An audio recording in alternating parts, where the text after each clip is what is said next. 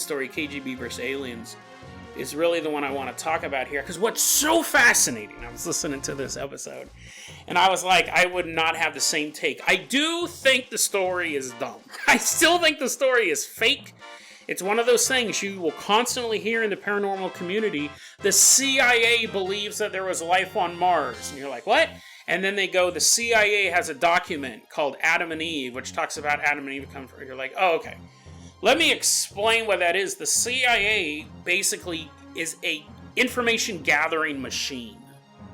So they take this information and they look at it and they go, that's dumb. And then they don't throw it in the bin. They file it away. It doesn't mean they believe in it. It doesn't mean that they actually researched it. Sometimes these are reports that people sent in. People write their manifestos and send them into the CIA. And the CIA will read it, maybe, right? They'll check it to see how loony you are, and then they file it away. Just in case, right? Just in case you go loony, just in case you need proof of that. It would be the same thing as if someone came into your house and said, oh my God, you believe in vampires. You believe that there are vampires in the Pacific Northwest whose skin glitters in the sun. You're like, what? No. First off, that was a gift. That was a gift from my niece. I don't read Twilight. Secondly, Team Edward all the way. Third, no, I don't believe that. That's fiction, right? I just happen to have that in my collection. So in the CIA collection, you have everything from real life subterfuge documents, right? To people came from Mars. Or KGB versus aliens. So what this report says is that Mikhail Gorbachev, like, if I remember correctly, I just listened to the episode not too long ago, but Mikhail Gorbachev was informed of this KGB outpost that came under attack by aliens. And then the CIA got their hands on this document. Which, again, if you were the CIA, you would want this. You'd look at this and go, this isn't true. But let me say this. I don't think it's true because of the pedigree of it. Because of how we came across it. Because I know the CIA is just this vacuum that sucks up all this stuff. But in this episode, this is so interesting. Because, again, it shows how the show's grown. In this episode, I don't state any of that. I state, this story is not true because it doesn't sound like any story you've ever heard before. Which I totally disagree. That's wrong. That's wrong to believe that. You think about what we've covered since then, I go out of my way to find the weirdest UFO stories. Aliens that appear as box robots, aliens that appear as hands coming out of nowhere, as in the Casablanca invasion. Giant aliens, 13, 14 foot tall aliens, Bigfoots flying UFOs. Aliens with magic wands making UFOs appear. All of this stuff doesn't fit the lore. So I was wrong in saying that this is what... Have you ever read a story before where a gray alien... I mean, it's still a dumb story, right? But the three aliens merge into an orb and they're spinning around. I go, what? That's never happened before. This story isn't real. Fascinating. I don't have that belief anymore. So I don't think the story's real. I still don't think the story's real, but I want to say this. The reason why I don't think it's real now is because, well, for one, I just don't think it's real, right? Like, sometimes you don't need to prove why you don't think something's real, but I don't believe the pedigree of it. I don't believe the pedigree of it. I understand why the CIA would want a copy of this, but I just don't believe that the document's real.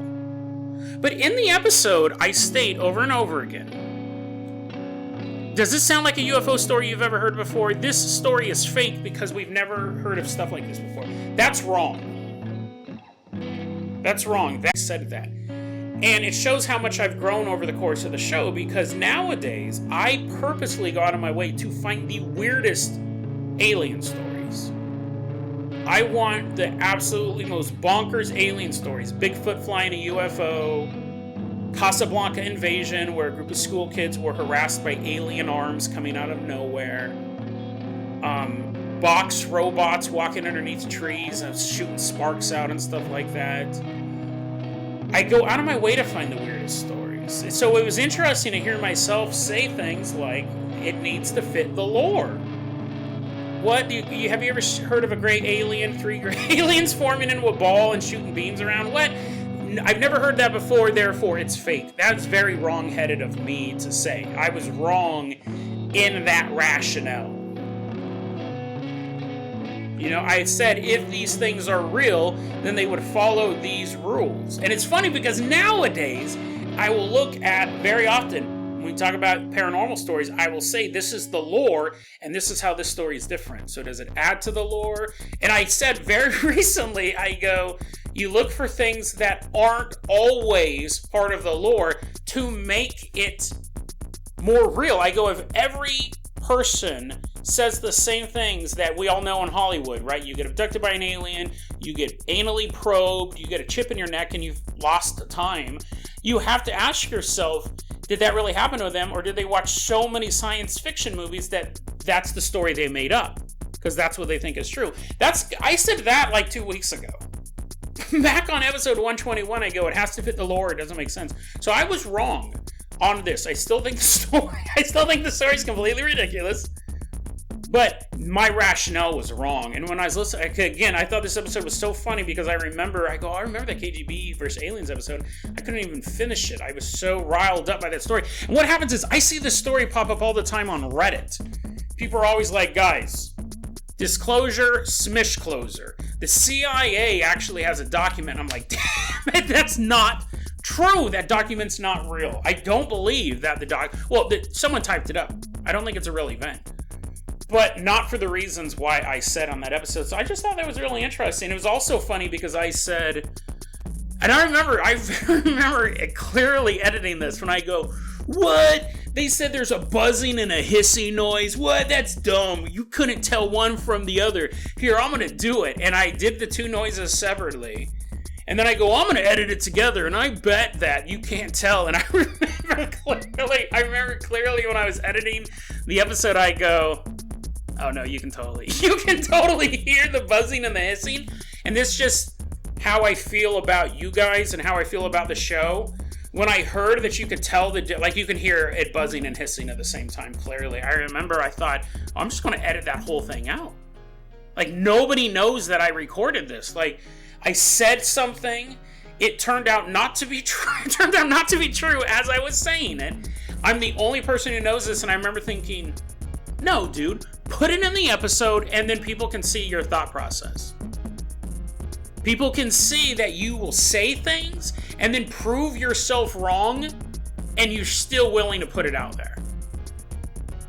And I don't know if anyone picked up on that, right? I don't know if anyone was like, good, Jason, good job, you proved yourself wrong. But that was my I could have clipped it all out, right? You never would have known it was in there. I could have just cut from, they hear a buzzing and hissing noise to the next part of the story, but I did it.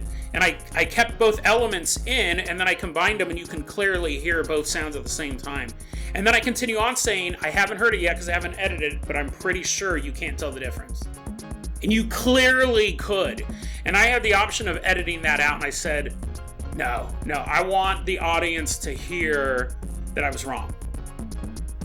It was a conscious decision on my part. I go, no, I want them to hear that I got that one wrong.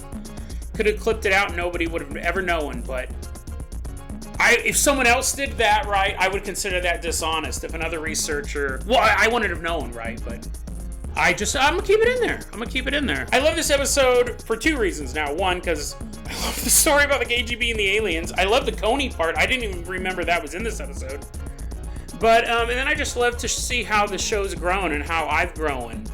Right? That's not fair to say I've never heard this story, I've never heard these type of elements before, therefore it's false. When that's just not true. The world of paranormal is always exciting, and I will admit when I'm wrong. I'm right, this story's fake, but I was wrong in the way I presented it. And I still like this story. And I don't mean to do it, but those episodes where I'm like, I'm done, where I have like 3 stories planned and I never get to the 3rd story. For whatever reason, I find those stories very comfortable.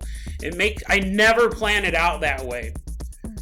But to me, it makes the show feel very organic, right? I did that recently where I was going to talk about, I don't remember what it was. Oh, the phone call. And I started talking about my grandma. And it just makes the show feel really organic because it's not planned out that way. It just makes it feel like, again, 2 friends talking, right? You don't always get to that main subject you're going to talk about. But yeah, I really love this episode, KGB vs. Aliens. Guys, have a great one. We'll be back with one more Classics episode tomorrow. I hope you guys stay tuned, and I will see you back live with new episodes very, very soon. Hey everyone, welcome back to another episode of Dead Rabbit Radio Classics, where we listen to an older episode with some new info, a new little back end part. I used to do them in the front, but then it took forever to get to the episode. I couldn't reference anything, so I saved until the end. This was an episode super early in the run of Dead Rabbit Radio, episode 122. When I first started doing the episodes, I set them up with a 3-digit code, right? 001, 002. I go, oh man, you know that. And I thought that seemed a little audacious, right? I was like, what? You're going to put out that many episodes? We're getting ready to break the code. We're getting ready. We're what? 80 episodes away from 1,000 episodes. But episode 122 is way back in the Dead Rabbit catalog. And it's an important episode for Dead Rabbit Radio. It really is. It's one of my favorite episodes, for a couple of reasons that'll come apparent when I talk about it at the end. But yeah, this again, going forward, was a make or break moment for Dead Rabbit Radio. So everyone sit back and enjoy episode 122 of Dead Rabbit Radio, Thomas Dick and the 22 trillion alien theory. A crusty criminal, a cat that defies all odds. And then we take a look at the life of a man who tried to blend Christianity and science with hilarious results today on Dead Rabbit Radio.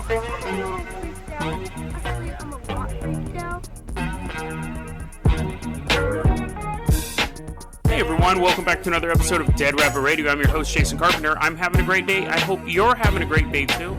We got a lot of good stuff today. I did want to make a quick note. I've tried recording this part on a couple different podcasts. I always have to edit it out for time. Let's see if we survive now. First episode of the podcast, I watched the trailer for Hereditary for whatever reason. I thought it was a good idea at the time while I was recording the podcast, and my complaint was that everyone said it was the scariest movie since The Exorcist, and I've been fooled before with like The Babadook and It Follows and all this new wave of artistic horror movies, like this millennial artistic horror movie genre, whatever you want to call it. And I go, well, the trailer looks good, I'll give it a shot. I gave it a shot, and my initial instincts were right. The movie was not scary at all. The movie is basically about, this is really dumbing it down, but it's about a demon with a nut allergy. Huh? A demon possesses a girl. Either the demon has the nut allergy or the demon possesses a girl with a nut allergy. The girl eats nuts. Then she can't breathe, so she sticks her head out a car window, and the driver goes too close to a power line and knocks her head off. And then the next 40 minutes is people crying over this poor girl who got her head knocked off. And then at the ending, a bunch of old naked people show up, and the demon's trying to get into the girl's brother. And the old naked people are standing in like all the corners of their house, full frontal, by the way. If you ever want to see what a 70-year-old naked man looks like, watch Hereditary. Teenager jumps out the window, which was the most believable part, because that's how most people would get away from a bunch of old naked people. And then the demon possesses him, and he goes into a tree house, and they give him a crown. The end. 2 hours long, by the way. 2-hour long movie. Beautifully shot, but very schlocky plot, with a lot of drama put into it to make it feel like a heavy movie. So here's my recommendation. If you're looking for a movie that has a schlocky basic plot but want something more, there's an independent film that came out a couple years ago called Resolution. Two brothers go into the woods. One has a heroin addiction. The other one is there to help him kick the heroin addiction. They're in a cabin in the woods, and there's something out there. Very schlocky basic plot, but the way that it's handled, it's a really good, tense, fun horror movie. And it makes you think afterwards. It's one of those movies that you're like, and you kind of think about for a couple days. So, Resolution, if you're in the mood for something that I think is far superior to Hereditary. Okay, so, now that book's been sealed on that movie, let's go ahead and get started with the episode. So we have a couple stories today. 2 of them are from New News. Now, I know people are probably like, yes, you stole that from PewDiePie. And I have to say, I don't know who PewDiePie is, so... I do, actually. I watch this channel all the time. But anyways, it works. So, oh, yes. First off, we're going to talk about... Now, I've had this issue before where, hypothetically speaking, let's say that I'm a criminal. Now, if I was a criminal in the 1970s, I would be like,